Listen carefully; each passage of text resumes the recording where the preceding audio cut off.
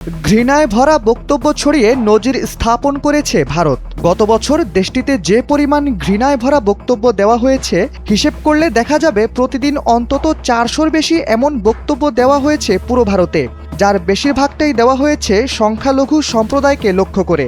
সম্প্রতি যুক্তরাষ্ট্রভিত্তিক গবেষণা প্রতিষ্ঠান center for the studies of organization হেটের প্রতিবেদনে উঠে এসেছে এসব তথ্য, যেখানে বলা হয়েছে প্রতিদিন অন্তত 400-র বেশি দেওয়া ঘৃণাপূর্ণ বক্তব্যের বেশিরভাগই দেওয়া হয়েছে খ্রিস্টান ও মুসলিম সম্প্রদায়ের অনুসারীদের লক্ষ্য করে।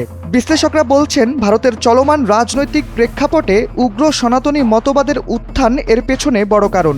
ইন্ডিয়া হেট ল্যাবের তথ্য মতে এসব ঘৃণা ছড়ানোর বেশিরভাগ বক্তব্য দেওয়া হয়েছে বিজেপি শাসিত রাজ্যগুলোতে।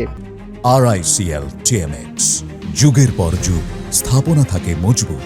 জরিপে দেখা গেছে উত্তরপ্রদেশে দেওয়া হয়েছে 266টি বক্তব্য, মহারাষ্ট্রে 193টি, মধ্যপ্রদেশে 172টি, উত্তরখণ্ডে 155টি এবং দিল্লিতে 76টি। প্রতিবেদনে আরও বলা হয়েছে, বিজেপি অধ্যুষিত এলাকার বেশিরভাগ বক্তব্য দিয়ে মূলত মুসলিমদের দেশবিরোধী বা অভ্যন্তরীণ শত্রু হিসেবে আখ্যায়িত করা হয়েছে। আর এসব বক্তব্য সামাজিক যোগাযোগ মাধ্যমে ছড়িয়ে দিতে সাহায্য নেওয়া হয়েছে ফেসবুক, ইউটিউব, ইনস্টাগ্রাম ও এক্সের মতো সামাজিক যোগাযোগ মাধ্যমের।